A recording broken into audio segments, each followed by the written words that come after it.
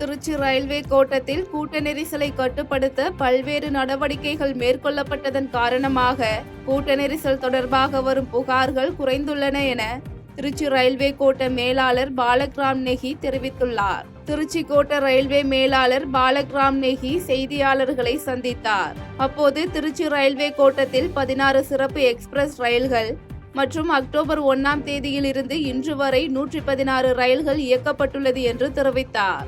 மேலும் கூட்ட நெரிசலை கட்டுப்படுத்தவும் நெரிசலை கையாளவும் பல்வேறு சிறப்பு நடவடிக்கைகள் மேற்கொள்ளப்பட்டது என குறிப்பிட்ட அவர், அதன் காரணமாக கூட்ட நெரிசல் தொடர்பாக வரும் புகார்கள் குறைந்துள்ளன என தெரிவித்தார். மேலும் அம்ரித் பாரத் திட்டத்தின் கீழ் ஸ்ரீரங்கம், மன்னார்குடி, போலூர், விருத்தாசலம், சிதம்பரம் மற்றும் திருவண்ணாமலை ஆகிய இடங்களில் மறுசீரமைப்பு பணிகள் நிறைவடைந்து விட்டதாக கூறிய அவர், வேலூர், திருவாரூர், அரியலூர், தஞ்சாவூர், மயிலாடுதுறை மற்றும் விழுப்புரம் உள்ளிட்ட ரயில் நிலையங்களில் மேற்கொள்ளப்பட்டு வரும் பணிகள் இந்த ஆண்டு இறுதிக்குள் முடிக்க இலக்கு நிர்ணயிக்கப்பட்டுள்ளதாக தெரிவித்தார்.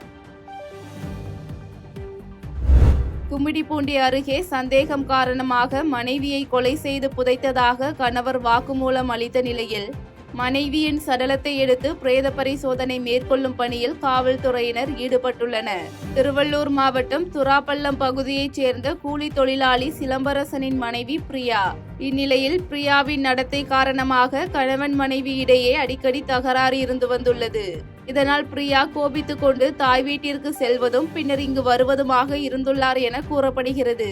இதனிடையே தீபாவளியை முன்னிட்டு வீட்டிற்கு வந்த பிரியாவின் சகோதரர் தனது அக்கா எங்கே என கேள்வி எழுப்பிய போது நடத்தை சரியில்லாத காரணத்தால் பிரியாவை அடித்து கொலை செய்து புதைத்து விட்டதாக சிலம்பரசன் கூறியுள்ளார். இதனால் அதிர்ச்சி அடைந்த பிரியாவின் சகோதரர் இதுகுறித்து ஆரம்பாக்கம் காவல் நிலையத்தில் புகார் தெரிவித்துள்ளார். புகாரின் பேரில் காவல்துறையினர் சிலம்பரசனிடம் மேற்கொண்ட விசாரணையில் மனைவி பிரியாவை கொன்று புதைத்ததை ஒப்புக்கொண்டுள்ளார். இதனையடுத்து பிரியாவை புதைத்ததாக கூறப்படும் எலவூர் 7 கண் பாலம் அருகே பிரியாவின் சடலத்தை தோண்டி எடுத்து வட்டாட்சியர் முன்னிலையில் பிரேத பரிசோதனை நடத்தும் பணியில் காவல்துறையினர் ஈடுபட்டுள்ளனர். ராஜபாளையம் அருகே முன்விரோதம் காரணமாக ஏற்பட்ட தகராறில் காயமடைந்த நபர் சிகிச்சை மேற்கொள்ளாமல் உயிரிழந்த சம்பவம் குறித்து போலீசார் விசாரணை மேற்கொண்டு வருகின்றனர். விருதுநகர் மாவட்டம் சேத்தூரைச் சேர்ந்த வசந்தகுமார் என்பவரை அதே பகுதியைச் சேர்ந்த வேல்முருகன் மற்றும் வேல்முருகனின் தந்தை பரமசிவம் இணைந்து முன்விரோதம் காரணமாக கத்தியால் தாக்கியுள்ளனர். இதில் வசந்தகுமாருக்கு தலையில் காயம் ஏற்பட்ட நிலையில் பதிலுக்கு வசந்தகுமார் தாக்கியதில் பரமசிவத்திற்கு கையில் காயம் ஏற்பட்டுள்ளது. இதனையடுத்து பரமசிவம் மருத்துவமனையில் சிகிச்சை பெற்ற நிலையில் வசந்தகுமார் சிகிச்சை எடுக்காமல் காயத்துடன் தனது பாட்டி வீட்டுக்கு சென்றுள்ளார். தொடர்ந்து பகல் முழுவதும் வசந்தகுமாரை காணாத உறவினர்கள் வசந்தகுமார் அவரது பாட்டி வீட்டில் இறந்து கிடந்ததை அடுத்து போலீசாருக்கு தகவல் அளித்தனர். தகவலின் பேரில் சம்பவ இடத்திற்கு வந்த சேத்தூர் போலீசார் வசந்தகுமார் உடலை கைப்பற்றி பிரேத பரிசோதனைக்காக அரசு மருத்துவமனைக்கு அனுப்பி வைத்தனர். தொடர்ந்து இச்சம்பவம் தொடர்பாக வழக்கு பதிவு செய்து ஜான் பாண்டியன், வேல்முருகன், பரமசிவம் மற்றும் ஆசானம் ஆகியோரிடம் விசாரணை மேற்கொண்டு வருகின்றனர். கள்ளக்குறிச்சியில் புதிதாக கட்டப்பட்டு வரும் மாவட்ட ஆட்சியர் அலுவலக கட்டுமான பணிகள் குறித்து பொதுப்பணித்துறை அமைச்சர் ஏவா வேலு ஆய்வு மேற்கொண்டார். கள்ளக்குறிச்சி அருகே பொதுப்பணித்துறை சார்பில் கட்டப்பட்டு வரும் ஆட்சியர் அலுவலக கட்டட பணிகள் குறித்து பொதுப்பணித்துறை அமைச்சர் ஏவா வேலு ஆய்வு மேற்கொண்டார். தொடர்ந்து கட்டட ஒப்பந்ததாரரிடம் பணிகளை விரைவாகவும் தரமாகவும் முடிக்குமாறு வலியுறுத்திய அமைச்சர், மாவட்டத்தின் அனைத்து துறைகளும் ஒரே இடத்தில் இயங்கும் வகையில் 8 தளங்கள் அமைக்கப்பட்டு வருவதாகவும் பணிகள் மிக விரைவாக முடிக்கப்பட்டு தமிழ்நாடு முதலமைச்சர் நேரடியாக வந்து திறந்து வைக்க உள்ளதாகவும் தெரிவித்தார். இந்த ஆய்வின் போது கள்ளக்குறிச்சி மாவட்ட ஆட்சியர் பிரசாந்த், நாடாளுமன்ற உறுப்பினர் மலையரசன், சட்டமன்ற உறுப்பினர்கள் வசந்தம் கார்த்திகேயன் மற்றும் உதயசூரியன் உள்ளிட்ட அரசு அதிகாரிகள் உடனிருந்தனர். புதுக்கோட்டை மாநகராட்சிக்கு உட்பட்ட பகுதிகளில் மழைநீர் வடிகால் குறித்து சட்டமன்ற உறுப்பினர் முத்துராஜா அதிகாரிகளுடன் ஆலோசனை நடத்தினார். புதுக்கோட்டை மாநகராட்சிக்கு உட்பட்ட பகுதிகளில் தொடர் மழை காரணமாக நிரம்பிய குளங்களின் கரைகளை பலப்படுத்துவது குறித்தும் மழைநீர் வடிகால் குறித்தும் மாநகராட்சி அதிகாரிகளுடன் சட்டமன்ற உறுப்பினர் மருத்துவர் முத்துராஜா நேரில் சென்று ஆய்வு மேற்கொண்டு ஆலோசனை நடத்தினார்.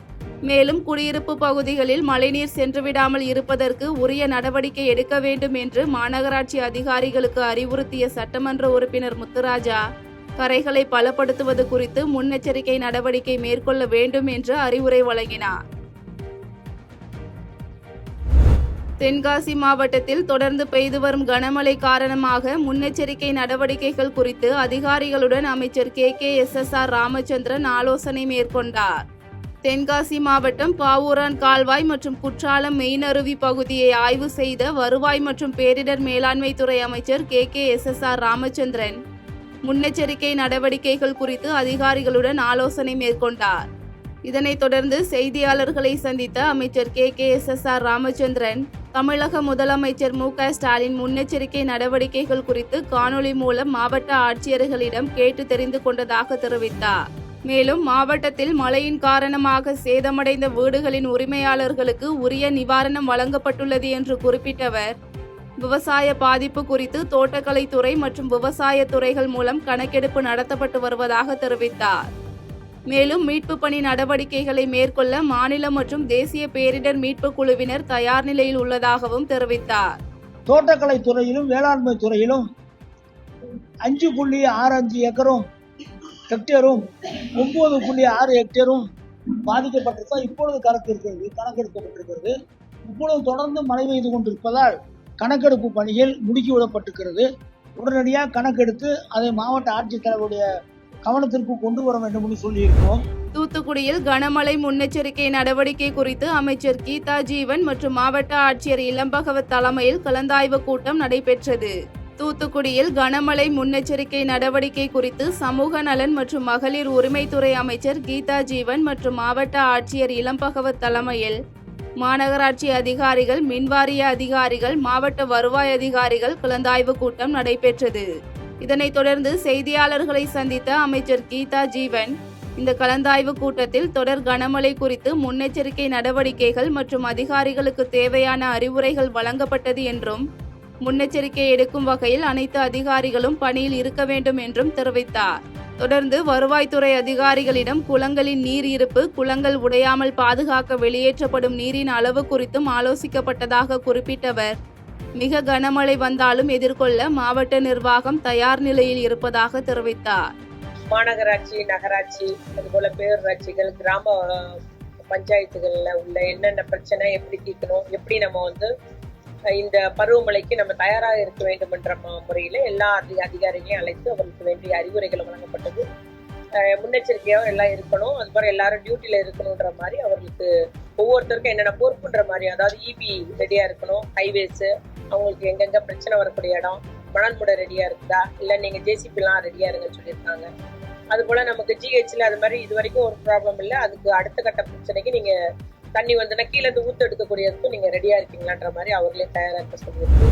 வங்கக்கடல் பகுதியில் நிலவும் ஆழ்ந்த காற்றழுத்த தாழ்வு பகுதி ஆழ்ந்த காற்றழுத்த தாழ்வு மண்டலமாக மாற வாய்ப்புள்ளது என தென்மண்டல வானிலை ஆய்வு மைய தலைவர் அமுதா தெரிவித்துள்ளார். சென்னை நுங்கம்பாக்கத்தில் வடகிழக்கு பருவமழை தீவிரம் குறித்தும் வங்கக்கடல் பகுதியில் நிலவும் ஆழ்ந்த காற்றழுத்த தாழ்வு பகுதி குறித்தும் தென்மண்டல வானிலை ஆய்வு மைய தலைவர் அமுதா செய்தியாளர்களை சந்தித்தார். அப்போது வங்கக்கடல் பகுதியில் நிலவும் காற்றழுத்த தாழ்வு பகுதி ஆழ்ந்த காற்றழுத்த தாழ்வு மண்டலமாக மாற வாய்ப்பு உள்ளது என்று குறிப்பிட்டவர் 23ஆம் தேதி தமிழகத்தின் அனைத்து இடங்களிலும் மழை பெய்ய வாய்ப்பு உள்ளது என்றும் 24ஆம் தேதியிலிருந்து 27ஆம் தேதி வரை தமிழகத்தில் ஒரு சில இடங்களில் மழை பெய்யும் வாய்ப்பு உள்ளது என்றும் தெரிவித்தார். தொடர்ந்து 23ஆம் தேதியிலிருந்து 26ஆம் தேதி வரை அரபிக்கடல், வங்கக்கடல் மற்றும் தெற்கு அந்தமான் கடல் ஆகியவற்றிற்கு மீனவர்கள் செல்ல வேண்டாம் எனவும் ஆழ்ந்த காற்றழுத்த தாழ்வு பகுதி சென்னையிலிருந்து 400 கிலோமீட்டர் தொலைவில் தொடர்ந்து நகர்ந்து வருவதாகவும் தெரிவித்தார். எந்த 4 மாவட்டங்கள் அதி கனமழை எதிர்பார்க்கிறோம் 22ஆம் தேதி அக்டோபர் சொன்னீங்கன்னா செங்கல்பட்டு, விழுப்புரம், கடலூர், மயிலாடுதுறை மற்றும் காரைக்கால், புதுச்சேரி. சென்னையை பொறுத்தவரை கேட்டீங்கன்னா சென்னைக்கு 21 மற்றும் 22ஆம் தேதி நம்ம மிக கனமழை எச்சரிக்கை தந்திருக்கிறோம். 23ஆம் தேதி 5 மாவட்டங்களுக்கு மிக கனமழையும் 6 மாவட்டங்கள் மற்றும் புதுச்சேரிக்கு கனமழை எச்சரிக்கையும் தந்திருக்கிறோம். இப்போ 24ஆம் தேதி ஒரு 6 மாவட்டங்கள், மலை மாவட்டங்கள் நீலகிரி, கோவை, ஈரோடு மற்றும் கிருஷ்ணகிரி, தருமபுரி, சேலம், கனமழை எதிர்பார்க்கிறோம். ஸோ 4 நாட்களுக்கு இந்த மழைப்பதிவு குறித்து ஒரு தகவல். விருதுநகர் பிளவக்கல் பெரியாறு அணையில் திடீர் வெள்ளப்பெருக்கு ஏற்பட்டாலும் சரி செய்வதற்கு முன்னேற்பாடுகள் செய்யப்பட்டுள்ளதாக அமைச்சர் தங்கம் தென்னரசு தெரிவித்துள்ளார். விருதுநகர் மாவட்டம் வெத்தராயிருப்பு அருகே மேற்கு தொடர்ச்சி மலை அடிவார பகுதியில் அமைந்துள்ள பிளவக்கல் பெரியாறு அணை பகுதியில் மாவட்ட ஆட்சியர் சுகபுத்ராவுடன் நிதியமைச்சர் தங்கம் தென்னரசு ஆய்வு செய்து அதிகாரிகளிடம் அணையின் நிலவரம் குறித்து கேட்டறிந்தார். இதனைத் தொடர்ந்து செய்தியாளர்களை சந்தித்த அமைச்சர் தங்கம் தென்னரசு பிளவக்கல் பெரியாறு அணையின் நீர்வரத்து, அணையிலிருந்து வெளியேற்றப்படும் நீரின் அளவு மற்றும் பாதுகாப்பு ஏற்பாடுகள் குறித்தும் நீர்வளத்துறை அதிகாரிகளுடன் ஆய்வு நடத்தியதாக கூறிய அவர், அணையில் வெள்ளப்பெருக்கு ஏற்பட்டாலும் அதை சரி செய்யும் அளவிற்கு முன்னேற்பாடுகள் செய்யப்பட்டு இருப்பதாகவும் தெரிவித்தார்.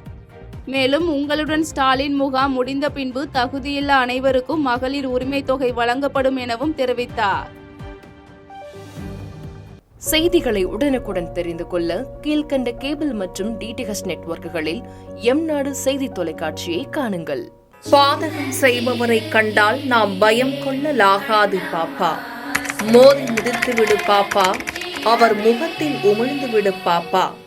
அண்மை செய்திகளை உடனுக்குடன் தெரிந்து கொள்ள இணைந்திருங்கள் எம்நாடு தொலைக்காட்சியுடன்.